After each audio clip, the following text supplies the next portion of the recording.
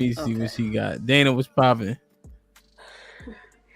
I just, it baffles me that we're in this, somehow we've gotten once again to comparing what men can do versus women can do, but in this instance it's reversed than it normally is. So now it's, well, we men can do everything that women can do and we can do it better, and it's not frowned upon, or nobody's calling you guys feminine or any of that shit. But let us say anything about having the ability to perform certain things that men might be responsible for, or whatever. We're always trying to be masculine, we're always trying to be men, we're always trying to do X, Y. It's just very, very fucking weird to me. Dana. But also, along those lines, Dana, this isn't the point that you guys are trying to Dana. make. What? Well, for real quick, they called niggas gay earlier, and Nate no, we call that man gay. No, it's giving gay, like just what the men are asking for. What Love said, what are they good for if they ask for this? And then they call niggas feminine. What you mean? Damn. Either way. Either way, wait.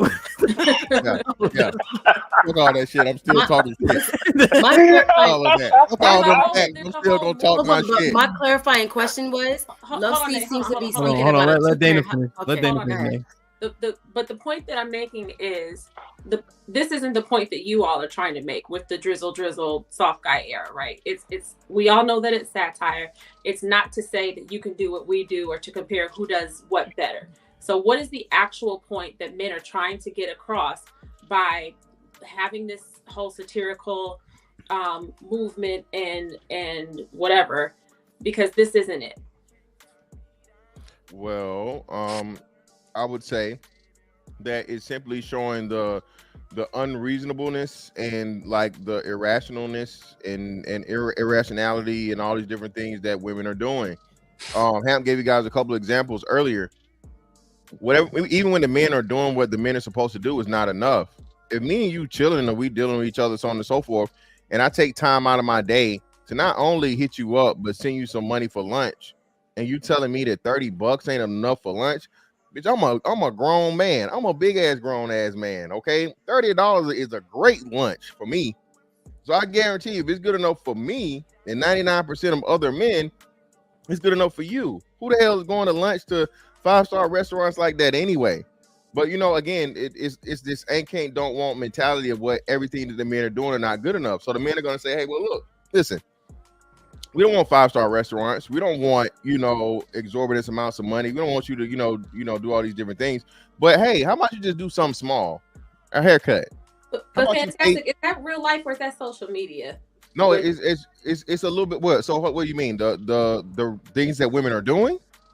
The things that men are complaining about that women are doing. It's real life. Why do y'all keep thinking that, like, bro? I know we're in the mode of social media where a lot of these things, or a substantial amount of skits and stuff, but you even have the young fellas coming here. Chi-Town said this is real. Cheeky said this is real. Dudes that are even younger in that thing is real. And clearly women of all age groups, up until, like I say, probably they out of the game, are doing the same thing. These women are going viral for doing this stuff. These women are putting this stuff out here. Like, they'll do anything for likes. Like, I don't think this is real life. I believe that the younger ones are experiencing this possibly, but I don't think overarchingly, like, this is a real life issue. Like, when we were talking earlier, I was like, are y'all talking about, now I asked you to clarify him. I said, are you talking about women or are you talking about birds? Women. We're talking about women. Like, let me give you an example. And there's the examples that you see, right? And you don't do this, right? This is not your modus operandi, but we would have a section, right, in a club, whatever, let's say, like the park, for instance, and they'll be like, what y'all drinking? Like, what type of alcohol do you have? You in the middle of the dance floor, right? Mm-hmm. There's a section over here you can come enjoy yourself in. You need to qualify what bottles we drinking when you don't have nothing to drink in your fucking hands. I get that, but again, that's some young girl shit. So maybe I don't get it. Nah, but it's women though. That is, it's just the point that these are the seemingly unreal. Like, when did you just come in the section? Or do I gotta be drinking 1942? Or for instance, you ask a woman what she want to drink. Again, not you. You don't do. you know, me and you, we drink hard shit, Jameson, whatever the case is, right? We don't give a fuck. Mm-hmm. They be saying, what you want to drink of? 1942. Mm-hmm. What the fuck you don't? You never bought a bottle in her life. Yeah, you want a shot of 1942 because I'm buying this shit. That's right? Good. At home, you drink barefoot. How the fuck you want 1942 all of a sudden? You know what I mean? Like, this is the stuff. This is the shit that's happening. I'll take that. I'm not refuting it. It was a genuine question. So yeah, no, I'm just concede to Nay. What the fuck she wanted? I mean, go ahead, Nay.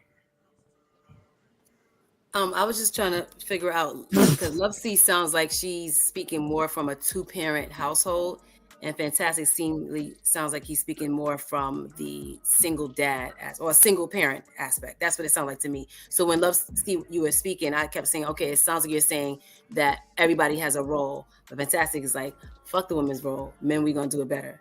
Is that what I'm picking up? Well, hold on. I never said better. I said with less complaints. I say the men don't complain. The men do the same, if not more, than the woman does when you're in a single father setting, and we don't complain about it, saying that it's just oh so hard and it's oh so difficult. That's all I said. But that goes to the difference in between male and female. You're not typically gonna find a man complaining about anything in the nature that you would consider a woman complaining, because we're more verbal and we're more expressive. So as something you might hear, you know, an expression, you're not gonna hear. Men were just like, oh yeah, you know, I broke my leg in 17 places and didn't drop a tear. That's for you guys. That's a badge of honor. So of course we're not going to hear the complaints. We're made up.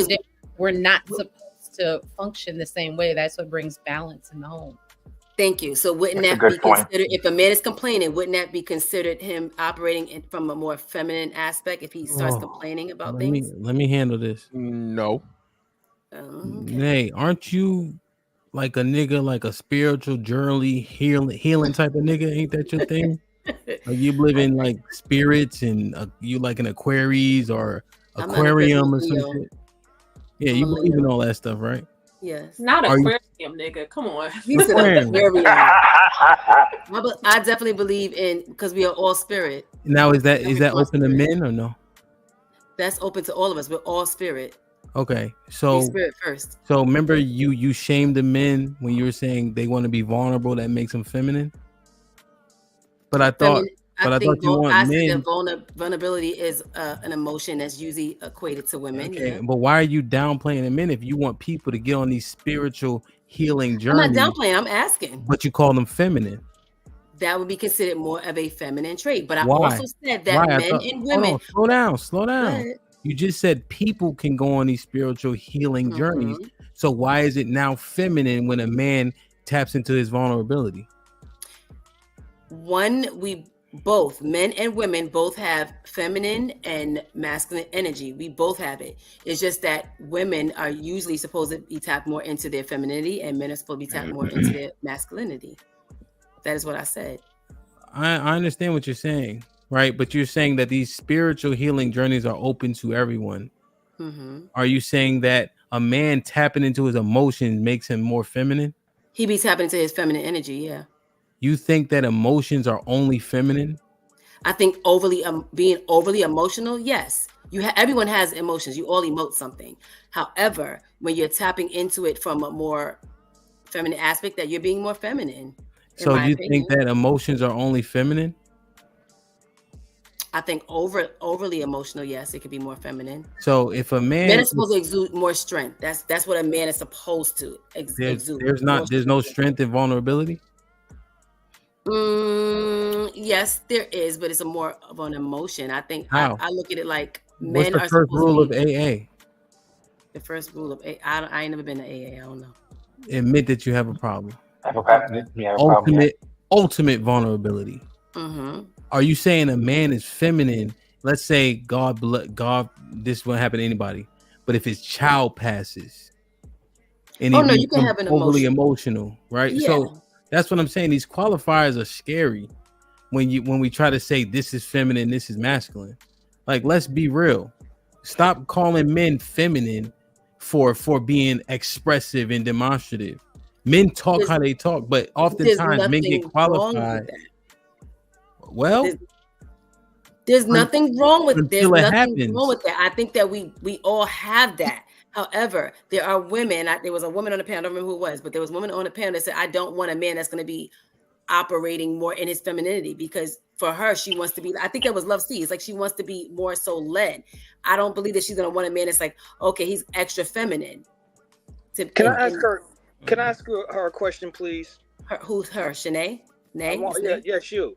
I want to ask you a question. Yes. You know who Tom Brady is? Yes.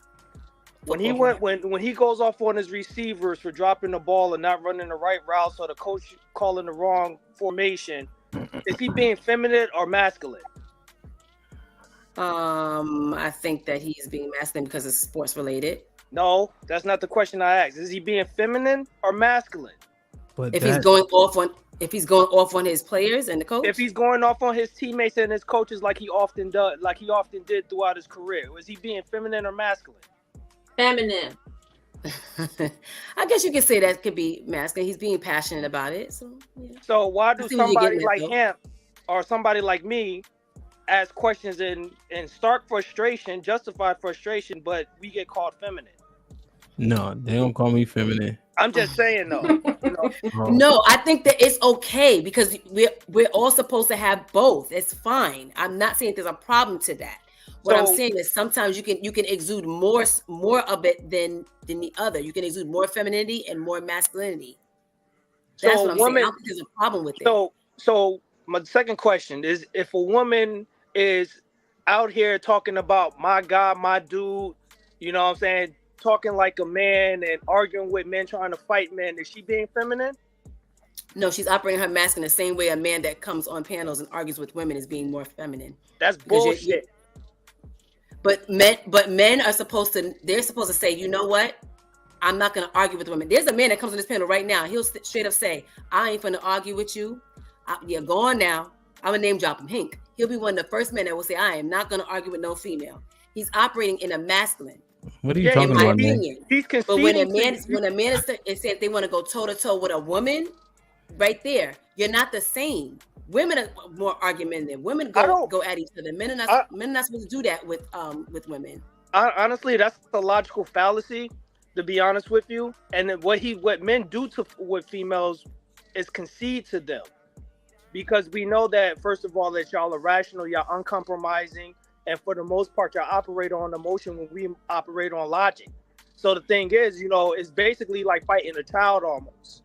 So men know how to pick their battles. Women don't.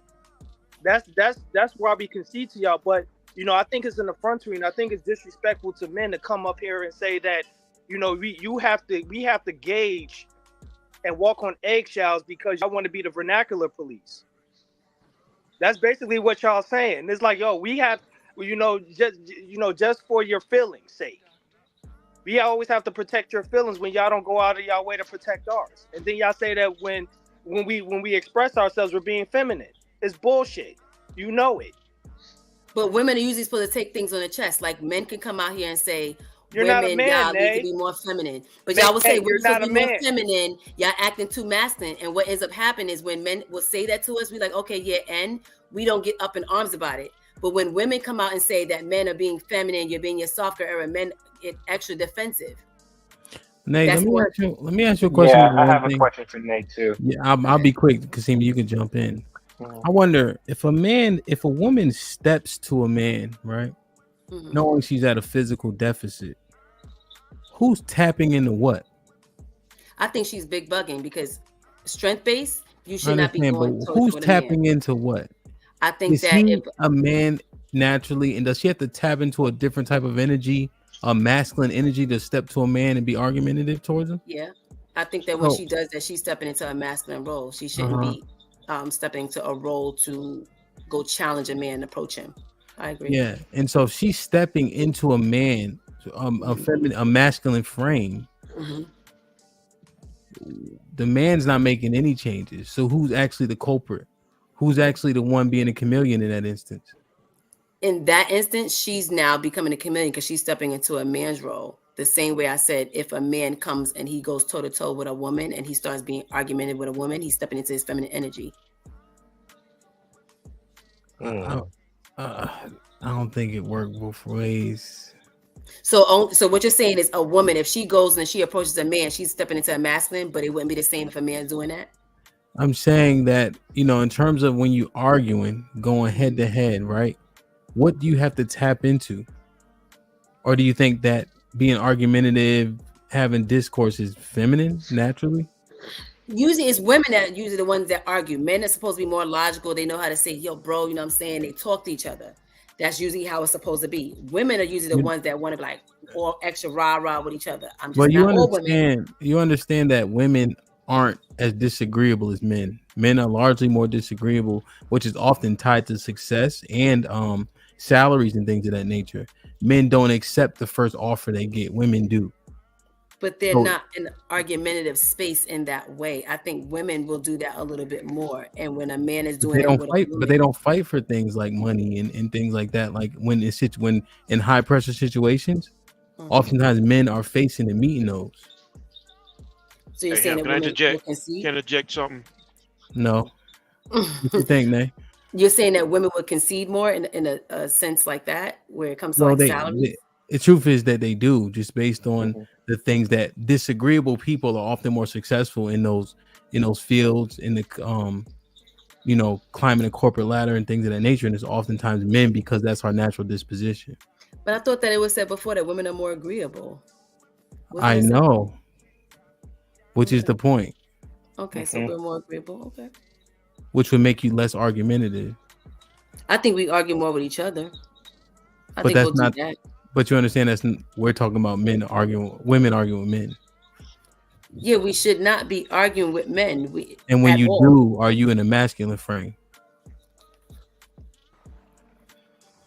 Remember, I think a man is more in a feminine frame because he's arguing with a woman. Except for the fact that women are naturally more agreeable. That's not their natural disposition to be argumentative, but somehow he's changing, or is she changing? I think we're challenging men. I guess I can see a little bit. That's great. You're challenging men. What would make you more what? Masculine.